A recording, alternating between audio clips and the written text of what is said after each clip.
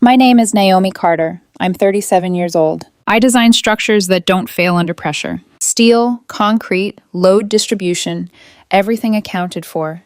Every weakness reinforced before it becomes a problem. What I didn't know was that people don't follow the same rules. And the worst collapses? They don't start with noise. They start quietly, under warm lighting, across a dinner table, with someone smiling while they ruin your life. Before that night, my life looked stable. Not perfect, but structured. Predictable in the way I used to believe meant safe. I worked as a structural engineer. Long hours, complex projects, the kind of career where mistakes weren't allowed because people lived inside what you built. At home, I had Ethan Brooks. We'd been together for 6 years. Not dramatic, not passionate in the way movies sell love, but steady, or at least I thought it was. Ethan had that easy charm, the kind that didn't demand attention, but always got it anyway. He could walk into a room and make people feel comfortable without trying. And me, I made things work. Schedules, plans, stability. We balanced each other, or at least, that's what I kept telling myself. We had been trying for a baby for 18 months. 18 months of appointments, tests, quiet disappointments. Doctors told us everything looked normal. Just give it time. Time. That word starts to feel like pressure when you hear it enough. Every month became a cycle of hope, followed by silence. And through all of that, there was one constant presence in our lives. My younger sister, Lila. Lila Carter was 34. And if my life was built on structure, hers was built on chaos. She drifted between jobs, spent money she didn't have, borrowed without returning, promised things she never followed through on.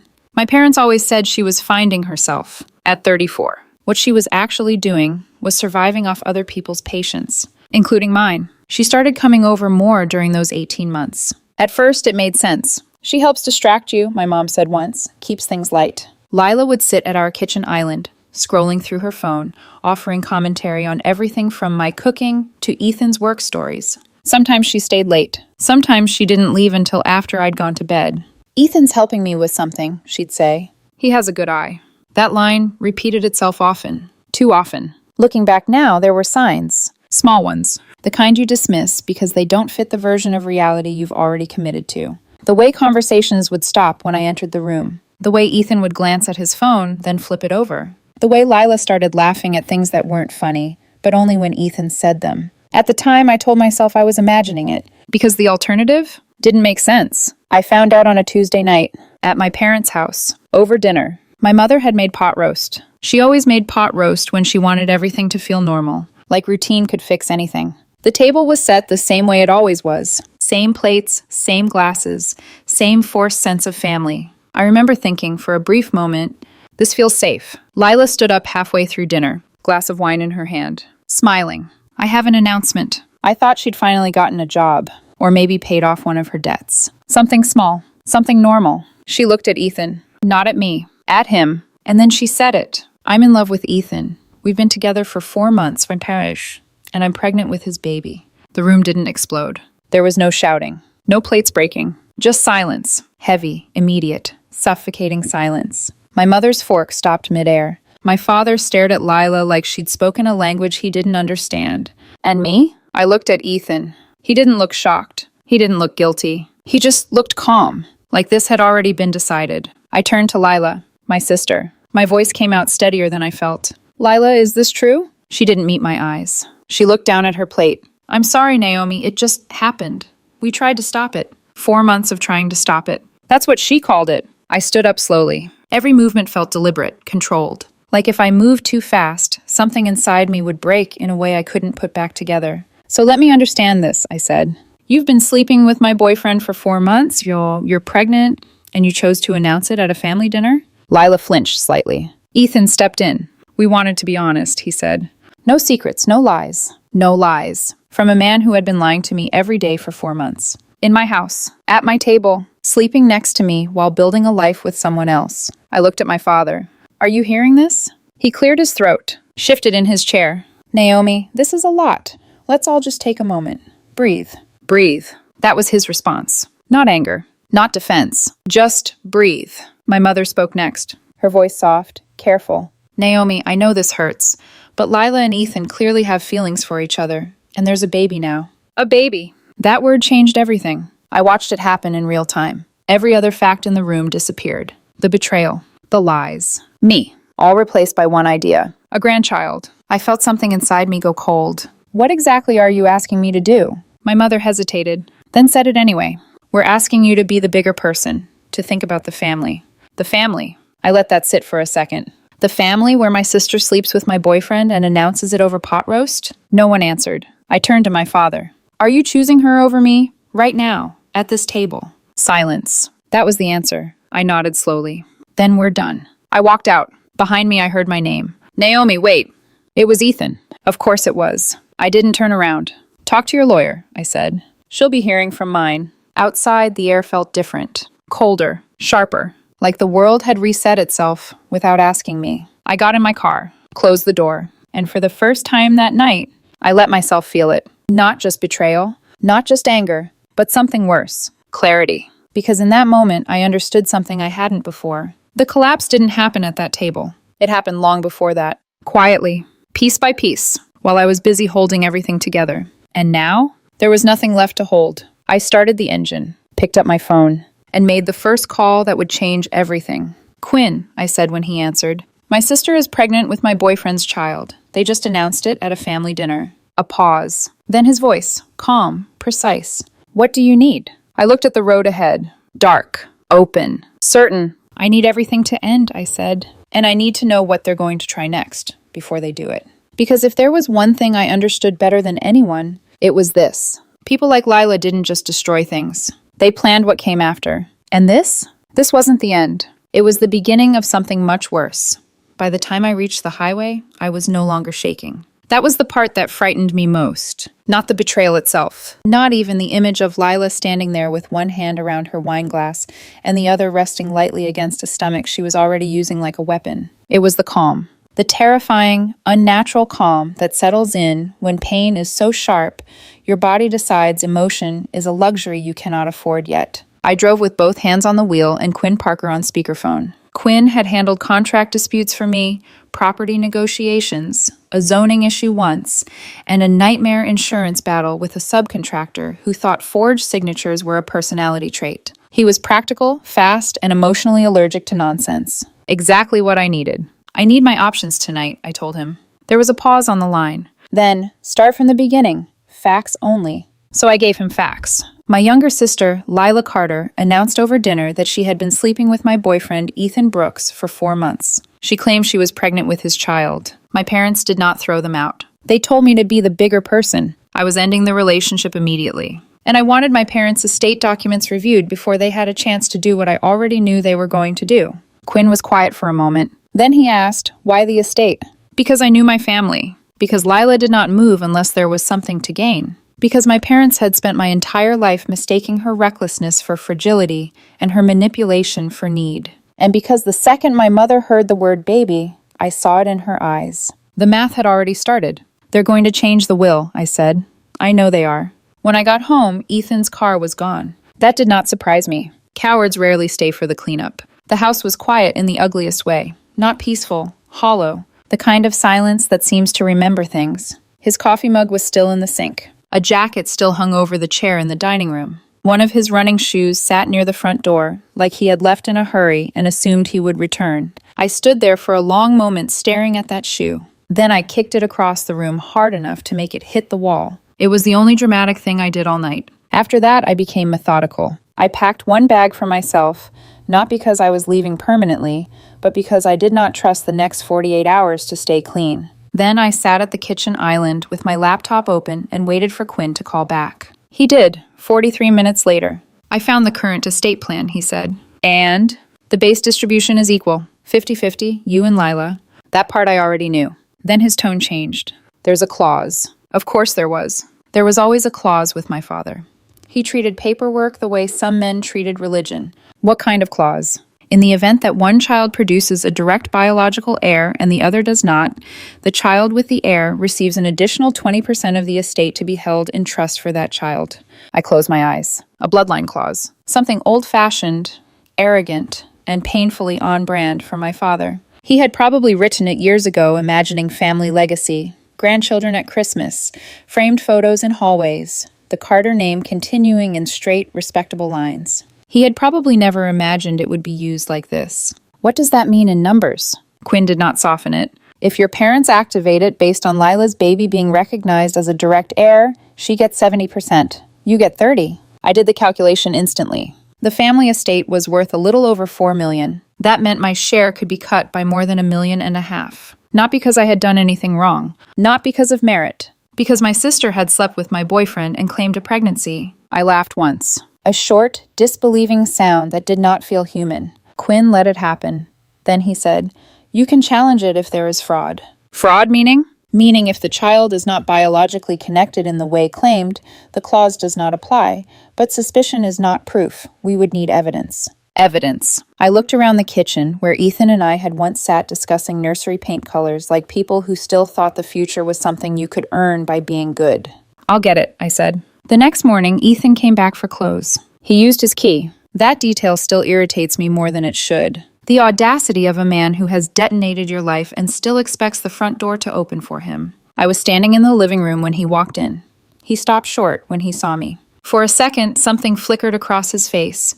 Shame, maybe, or discomfort, or just annoyance that consequences had the nerve to be present. "Naomi," he said quietly. I said nothing. He set his overnight bag on the floor and tried on a softer expression, the one he used when he wanted to sound reasonable. "I know you're upset." Upset. What a small, polite word. Like I was bothered by traffic. Like he had forgotten an anniversary instead of sleeping with my sister. "You know," I said slowly, "there are words that become insulting the second you choose them." He exhaled. This was never supposed to happen like this. That sentence. That ridiculous, oily sentence. Nothing ever happens like this by accident. Not 4 months of lies. Not hidden messages. Not family dinner confessions.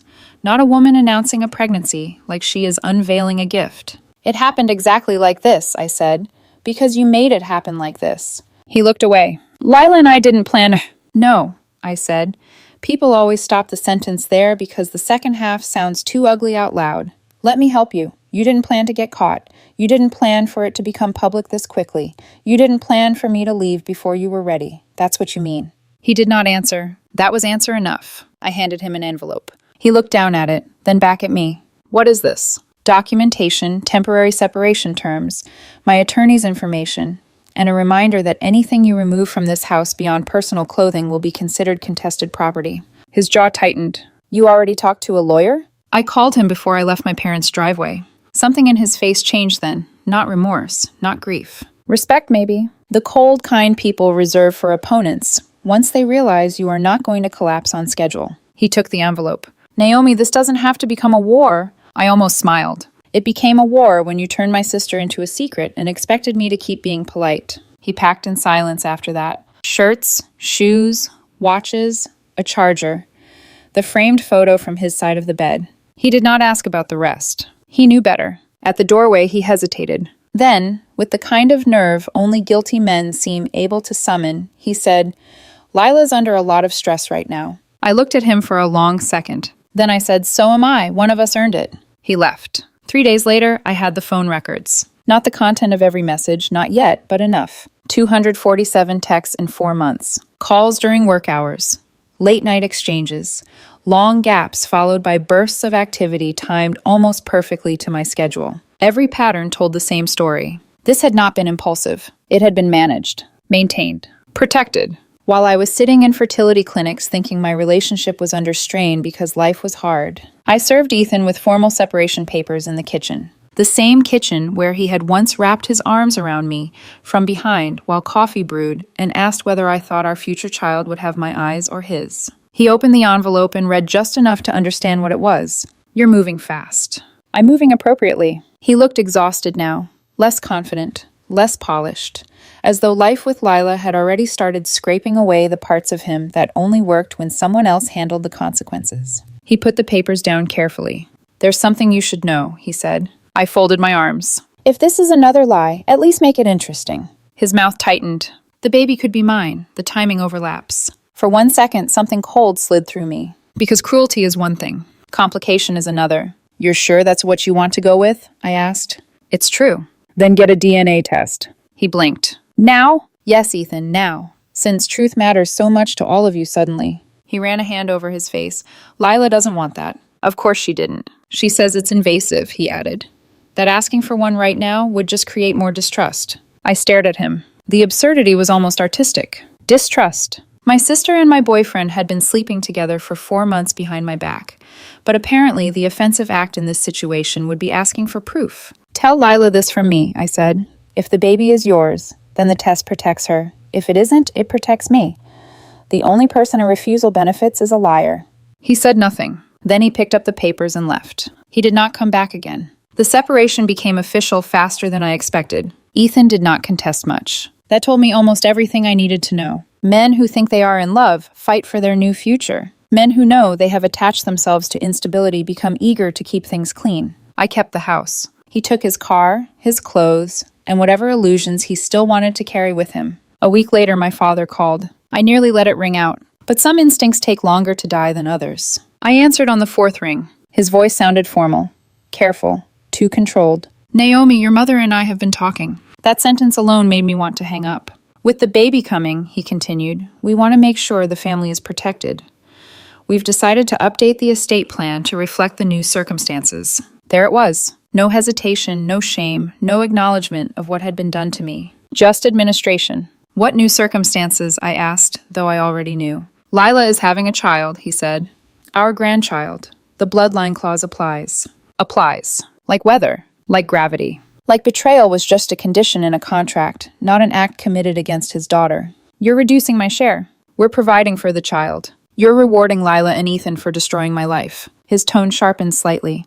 This is not about punishment or reward, it's about responsibility. That word hit me harder than I expected. Responsibility. I had been responsible my entire life. I was the child who did not need rescuing. The one who paid her own bills, built her own career, solved her own problems, and somehow made that look so effortless, my parents decided it meant I could survive anything. Lila, meanwhile, lit fires and got handed blankets. I stood in the middle of my living room and looked at the wall where a framed wedding photo had hung until that morning.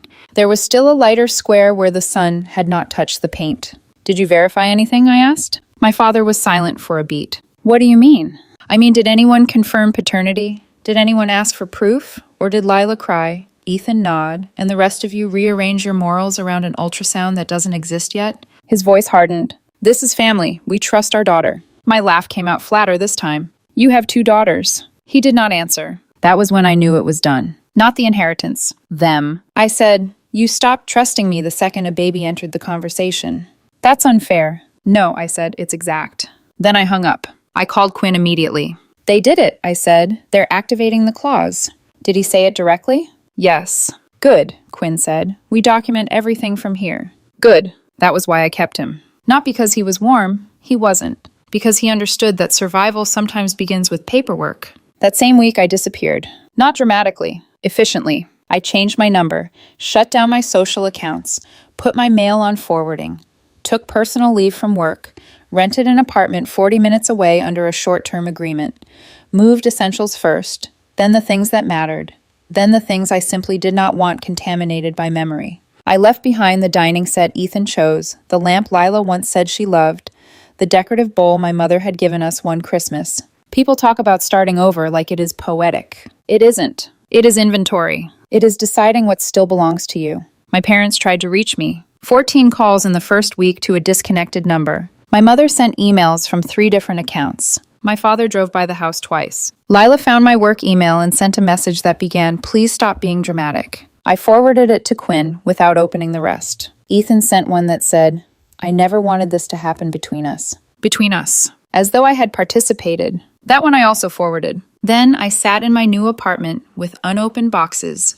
bare walls, and a silence that finally belonged to me. For 3 days, I did almost nothing except breathe and think. On the 4th day, I called Quinn. I need an investigator. For infidelity? No, I said. For fraud. Because by then, beneath the grief and humiliation and fury, another feeling had started taking shape. Not hope. Not yet. Something steadier. Suspicion. And the more distance I got from the emotional wreckage, the more one detail kept returning to me. Lila's refusal to verify anything. Not later. Not eventually. Immediately. Absolute refusal. It sat wrong. Too wrong. Like a beam placed slightly off-center in a structure everyone else insists is stable. Most people wouldn't notice it. I would. And once I did, I couldn't unsee it. If my sister was lying, I was going to prove it. If she had used my pain, my parents' weakness, and that unborn child to steal something that was never hers, then I was not going to scream. I was not going to beg. I was going to build a case so clean, so undeniable, that when the truth came down on all of them,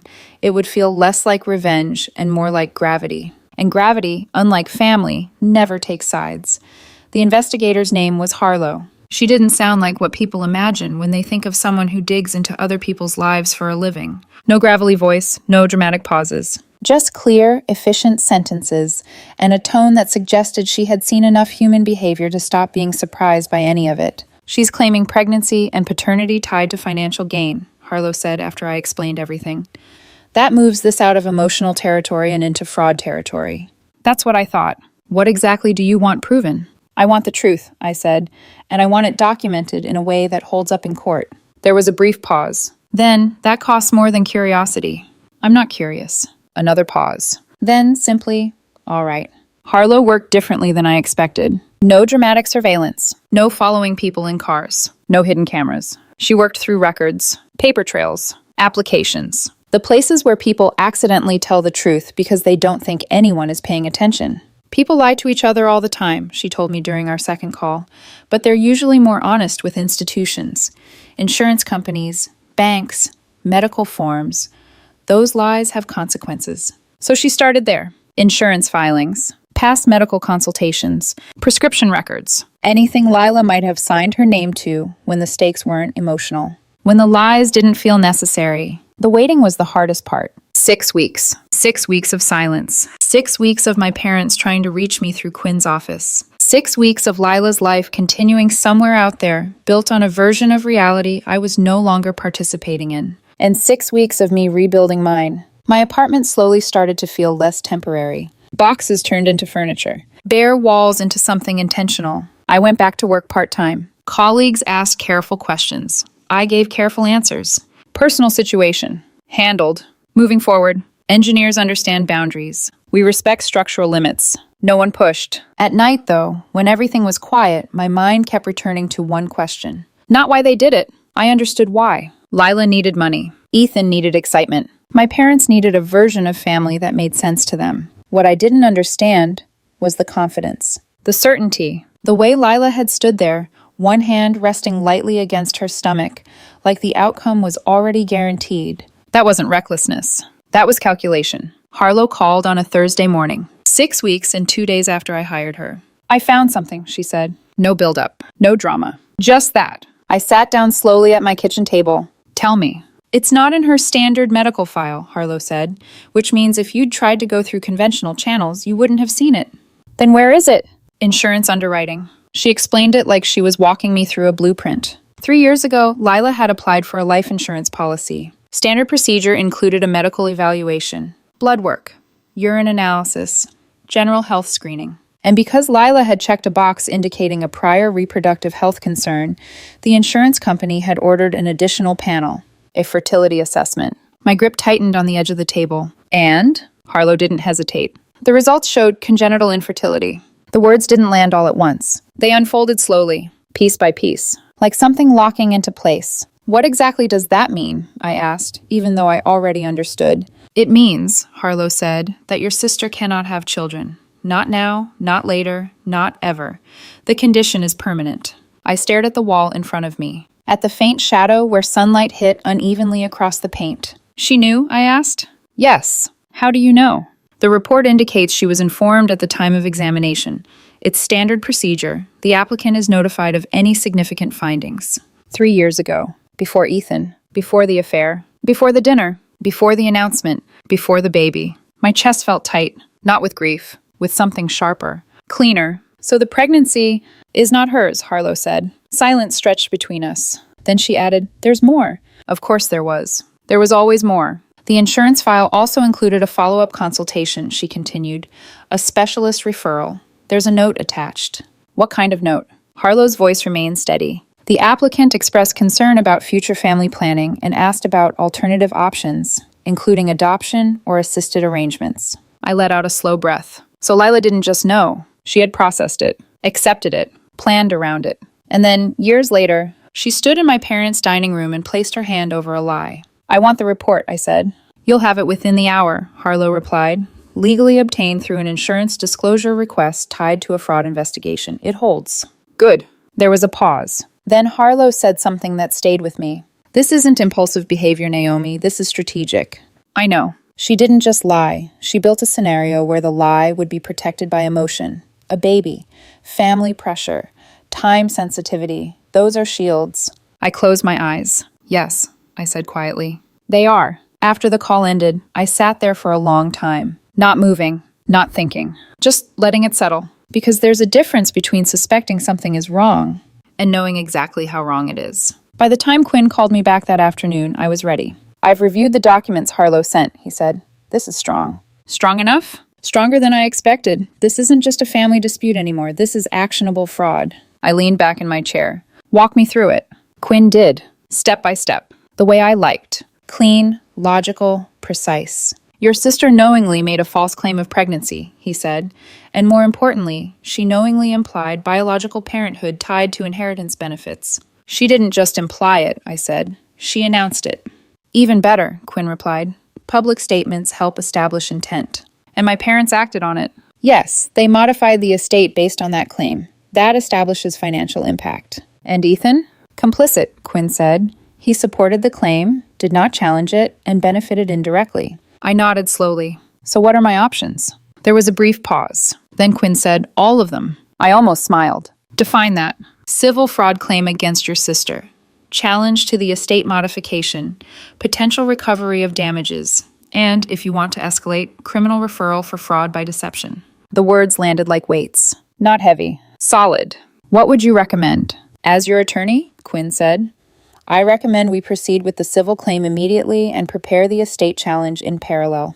And as someone who's seen how these things play out? Another pause. Then, I recommend you decide how much of this you want to burn down. I thought about that. About the dinner. The silence. My mother's voice saying, there's a baby now. My father choosing procedure over truth. Lila standing there, certain she had already won. Ethan looking calm, like consequences were negotiable. They burned it first, I said. Quinn didn't argue. Then we proceed, he said. The paperwork was filed the following Tuesday.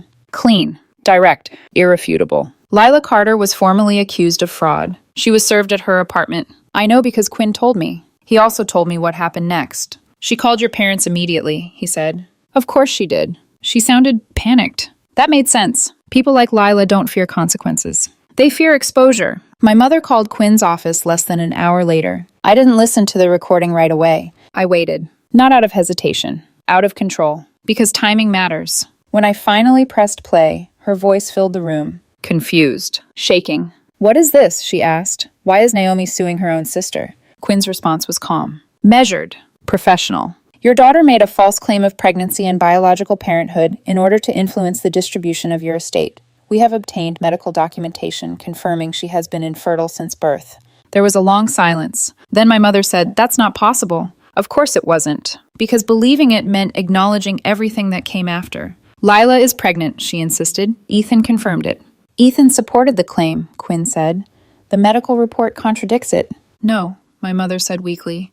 No, there must be a mistake. There is no mistake, Quinn replied. There is documentation. The call ended shortly after. My mother didn't scream. Didn't argue. She just stopped. My father called the next day. Not me. Quinn. Angrier. Louder. More certain. This is ridiculous, he said. My daughter is not a liar. Quinn didn't raise his voice. Your daughter has been medically infertile since birth, he said. She was informed of this condition 3 years ago. We have the documentation. I don't believe it. That's your right, Quinn said. But belief does not change evidence. There was a long pause. Then my father said something that almost sounded like a threat.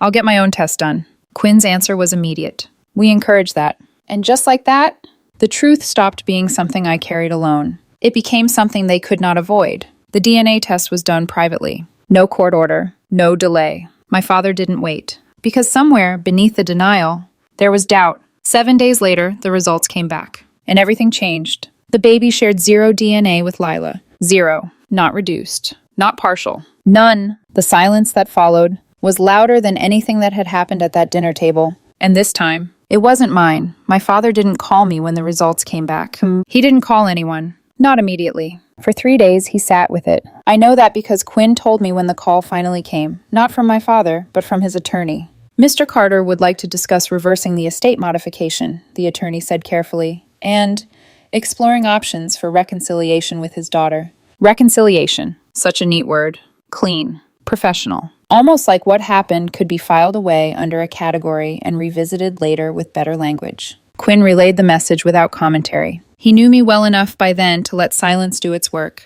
What exactly are they proposing? I asked. A return to the original terms, he said. 50-50 split. I let that sit. 50-50. As if we were rewinding a transaction. As if the betrayal, the silence, the dismissal, the certainty with which they had chosen Lila could all be undone with a signature. No, I said. Quinn didn't sound surprised. What do you want instead? I stood by the window of my apartment, looking out over a street I had chosen myself. No memories attached. No history to negotiate with. Just space. They activated the clause without verification, I said slowly. They reduced my share. They told me to accept it. They told me I was selfish for not agreeing to it.